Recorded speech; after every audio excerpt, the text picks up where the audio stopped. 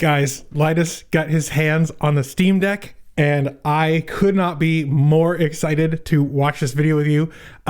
We're gonna look at some of the interesting parts of the video. We're going to try and like tie together all of the loose ends and the weird factoids that we learn in this video, and we're gonna try and figure out exactly how awesome the Steam Deck is gonna be.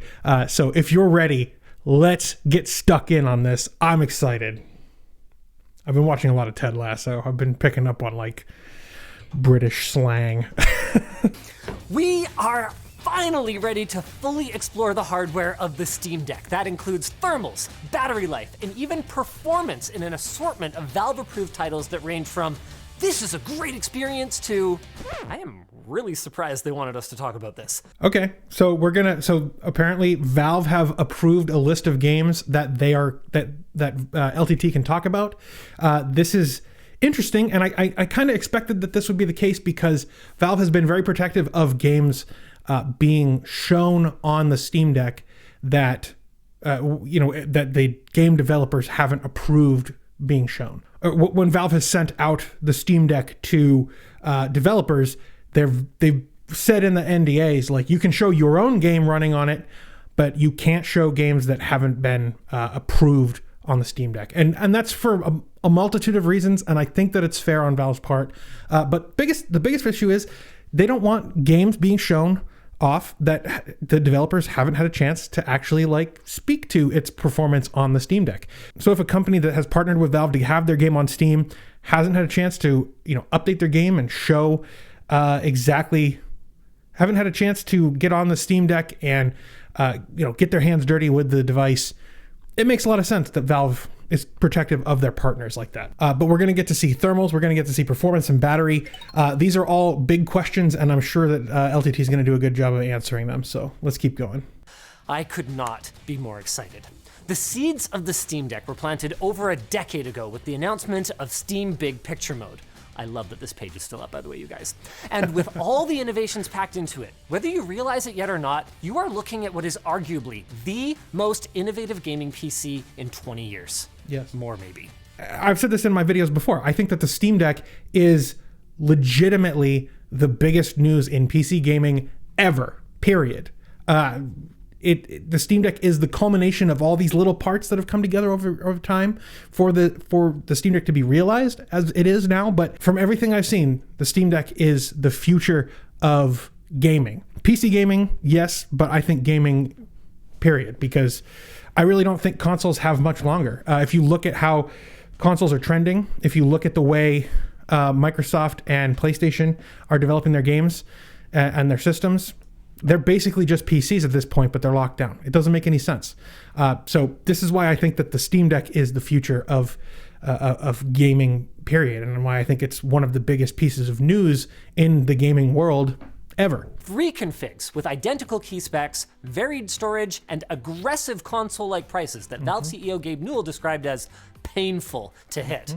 Console-like prices, you say? This is something I've been talking about for a while as well. The pricing of the Steam Deck is aggressive. It is one of the reasons that I think Valve are completely dead serious about this product being the future of their company, and why I think Tyler McVicker is wrong when he says that he doesn't trust Valve. I mean, he's not wrong to not trust Valve. Valve have done a lot of stupid things and have abandoned projects, but the way that they are attacking this makes me believe that this is Gabe Newell himself betting the farm.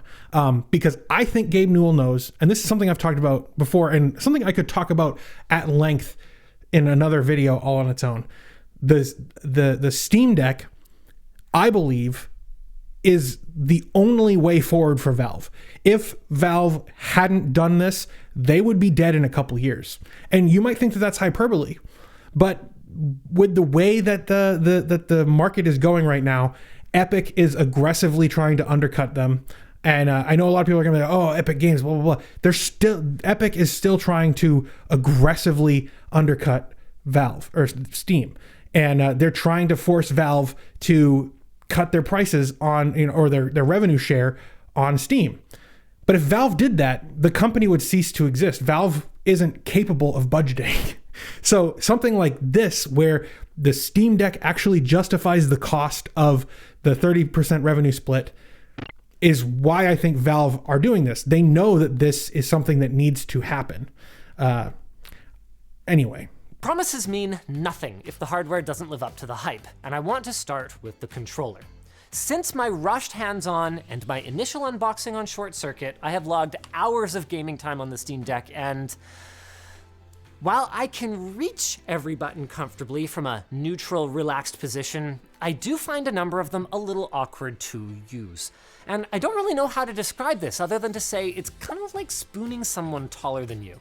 Cuddling is fine, but don't try and do anything too ambitious or you might strain a muscle. If you have larger hands... That is a brilliant analogy. That is really funny. But Jake had no issues at all, so your mileage may vary. And even for myself, I think it's a small price to pay for the unprecedented input flexibility afforded by Valve's design.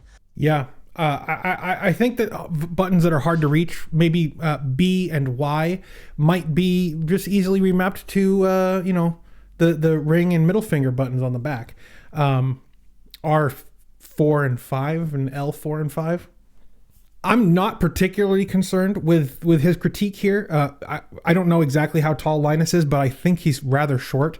And I'm 6'4" almost, and I've got pretty large hands, so I'm not too worried about that issue.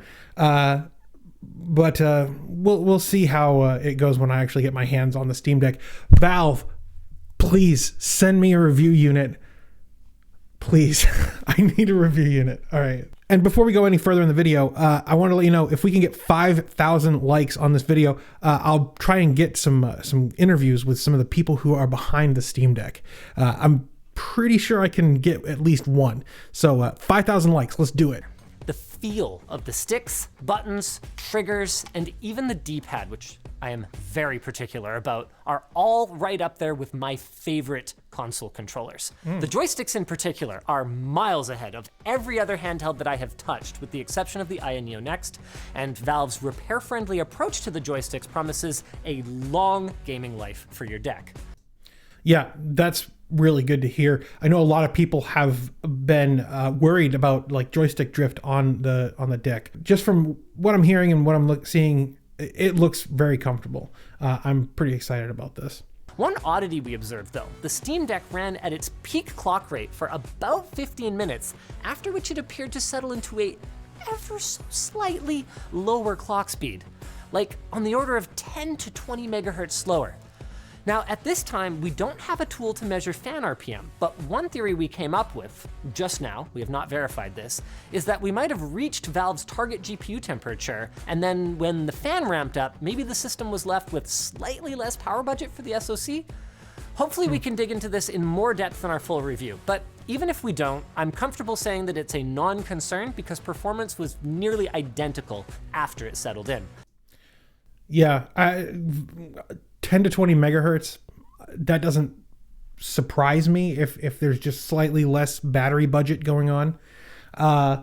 Yeah, it makes a lot of sense. I think that, and like you said, it really didn't make that big of an impact on performance, so perhaps it's not that important. I think what's going to be more important is the performance of Windows-only games through Proton. All these temperatures and things, I wasn't concerned about any of that. I'm more concerned about how games are going to be performing. So I'm hoping he gets to that in a second. For the hardcores, you can also expect to be able to fine-tune your power profile to optimize for your exact use case. Want to emulate PS3 games and need your CPU going hard, for example? You'll be able to, and I'm really excited to see what the community comes up with here. That's one of the things I'm super stoked about. Being able to play RPCS3, Switch emulation, all of these emulators like Dolphin. I love my back catalog of retro games. I mean, I have a lot of games in my Steam library, but I'm going to be able to carry around like basically every game I've ever owned on any console, and it'll be right there on the Steam Deck. And I think what I'm probably going to do is put the retro games on, a terabyte SD, and then have all of my Steam library games installed on the internal storage. That should be pretty good. I think that should be great. I'm very excited about that. So it's cool that he's mentioning that. And the community for this thing, do not kid yourself, is gonna be enormous. Like, I've seen haters out there that are like, this thing is not gonna take off. You are wrong. Yeah. And now that I can show you these performance numbers, you are gonna see just how wrong you were. The Steam Deck, I said it already in the video, but like for real, this thing is going to be the future of gaming. Think about it like this, okay? There has never been in the history of PC gaming a single benchmark to target, okay? There has never been a single device that works as a baseline across all PCs. That's what this is. This is the console of PC gaming, okay?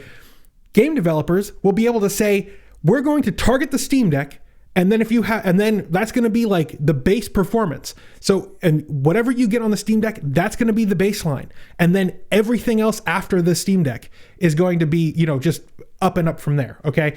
This is going to be incredibly important for game design, for the unification of PC as a platform. And I think that the fact that this is built on Linux is going to move Linux forward. But I'm not going to get into that. We're going to keep watching this video. It's important to keep in mind that Valve did hand select each of the games for our preview embargo today, but I also haven't seen anything to make me believe that they're games for Control, Devil May Cry 5, Forza Horizon 5, Ghost Runner, Street Fighter 5, CE, Portal 2, and Dead Cells. Brilliant. So, except for Dead Cells, these are, and I'm not sure about Ghost Runner, but the rest of them are AAA titles. And they're going to, I'm excited to see how this is going to work. I saw Fan the Deck was talking about how the Steam Deck might act as a baseline for fighting games.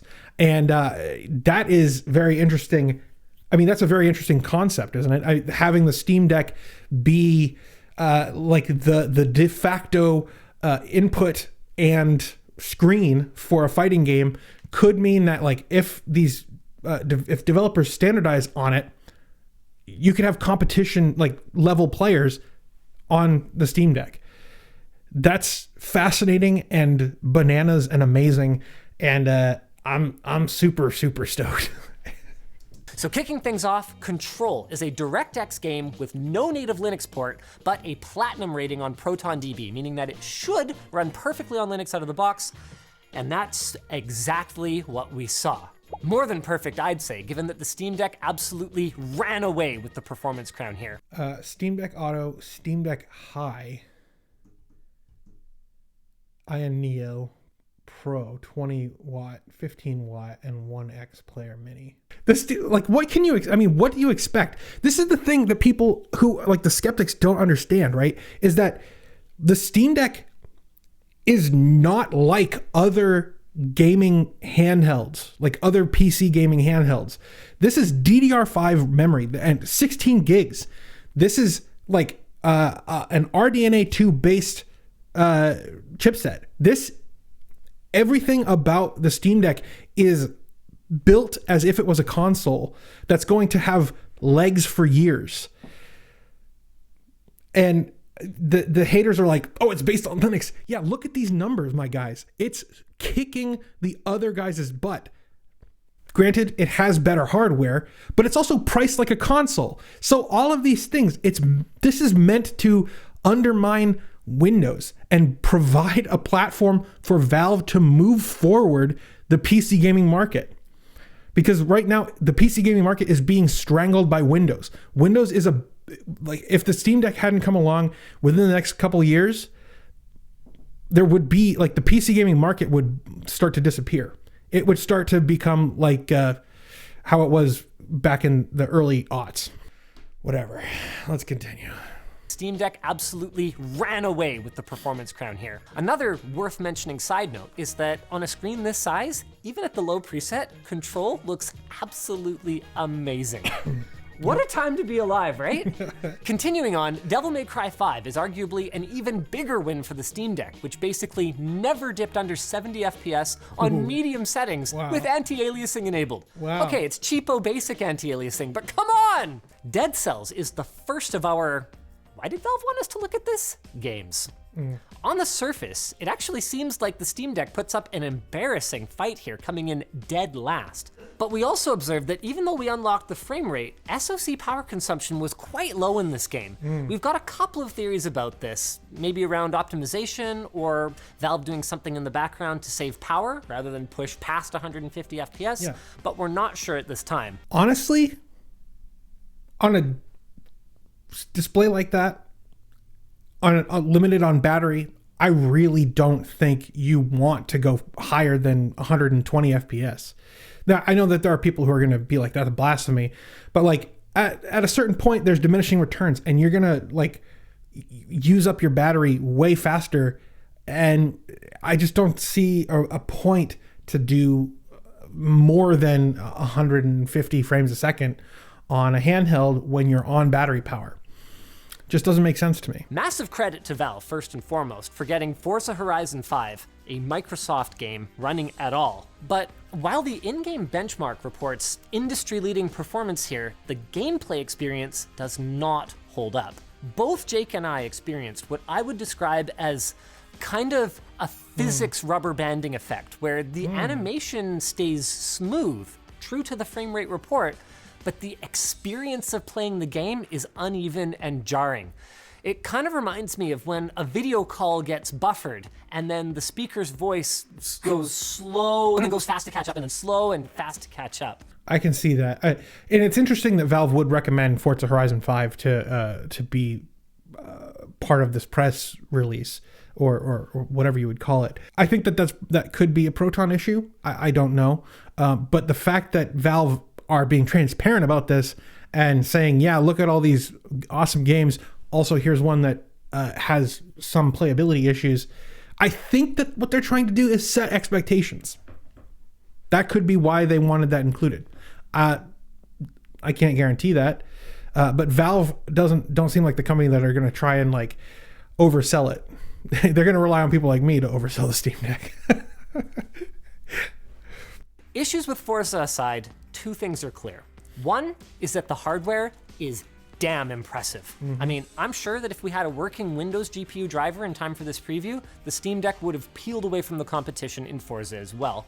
And the second is that Valve's software team and the open source community are just S tier. There's no other way to put it.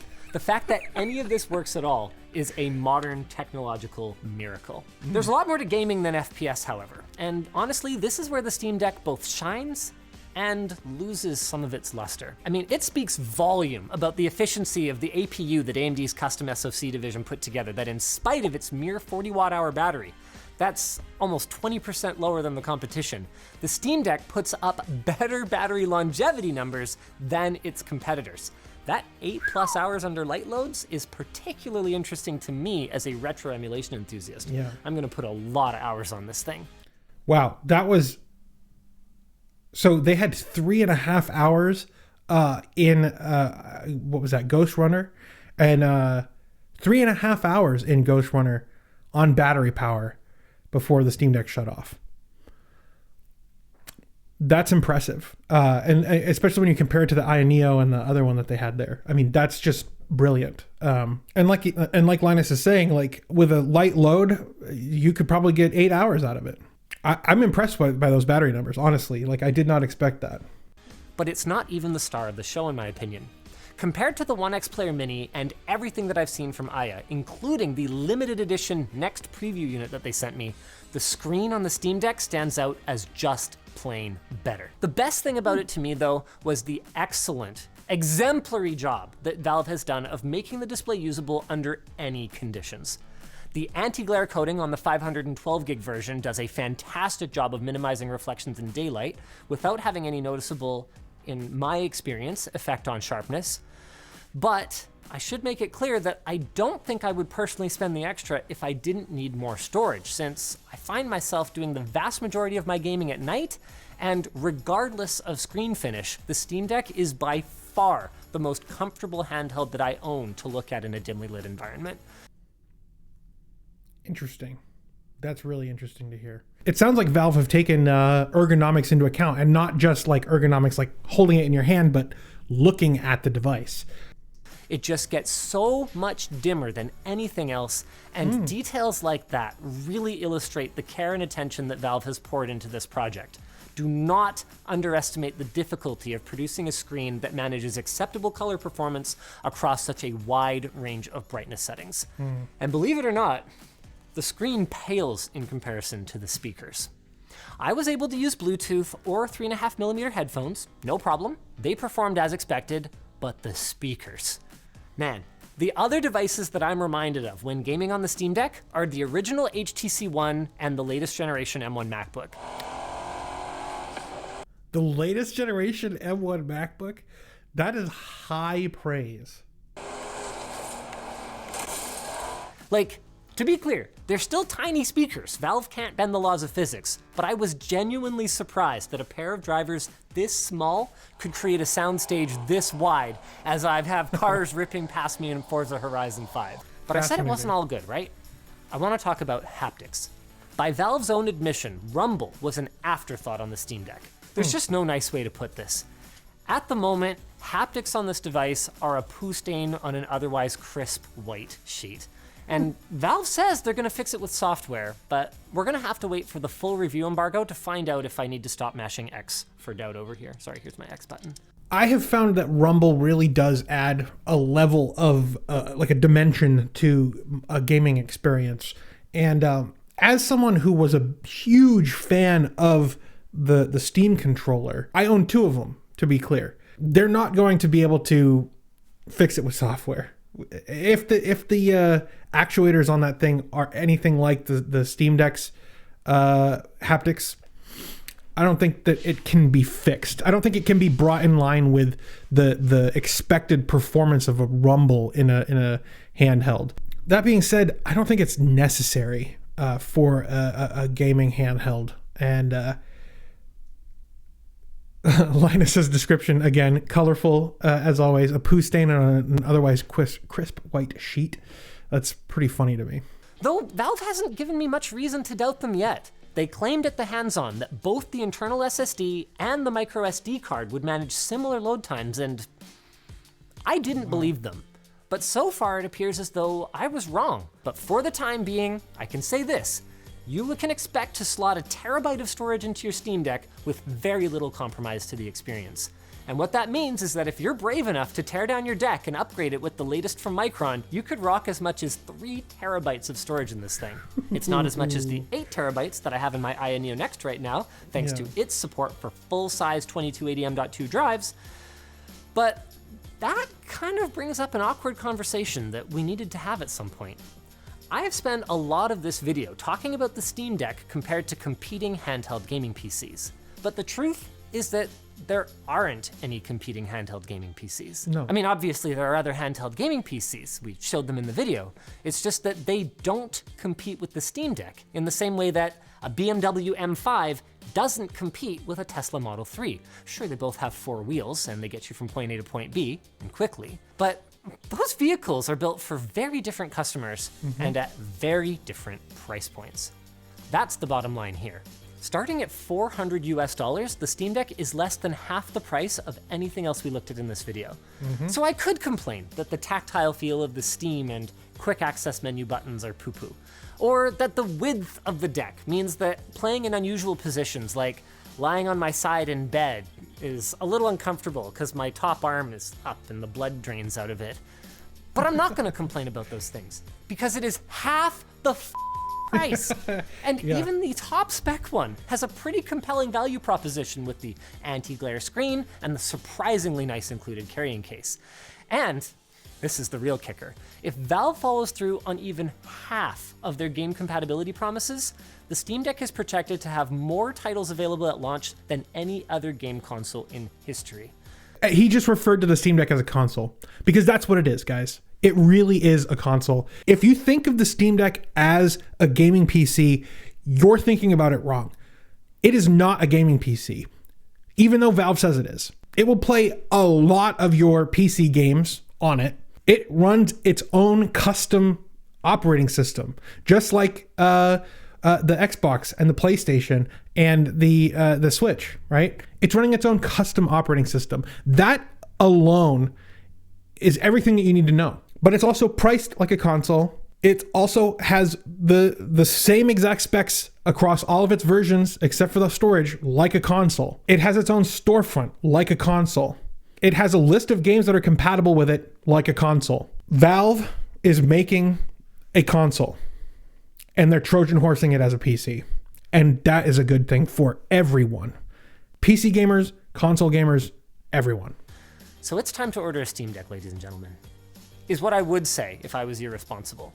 Because the software is still make or break for this puppy, and Valve has some big questions to answer about funky stuff like the game engine rubber banding that we saw in Forza Horizon 5, game compatibility across the Steam library, and things like their auto-resuming gameplay. Let's say your Steam Deck wasn't online the last time you were playing. Are you gonna overwrite a bunch of your progress when you switch to your desktop?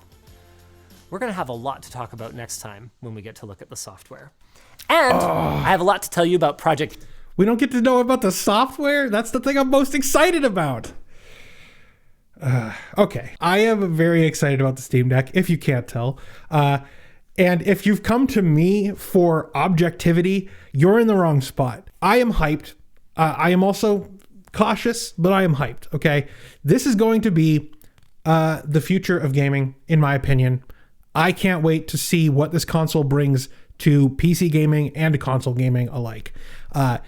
If you want to let me know what you think, there are comments below. You can also get subscribed to stay up to date with all the Steam Deck news that I'm talking about here on my channel. I also talk about Linux news. I talk about Linux stuff.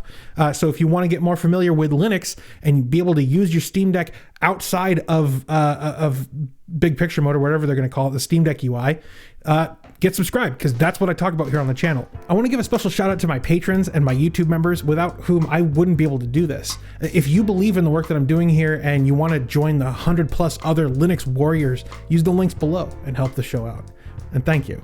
I think that's going to do it for now, though. Thank you very much for watching. I hope you all have a blessed day, and I'll see you in the next one.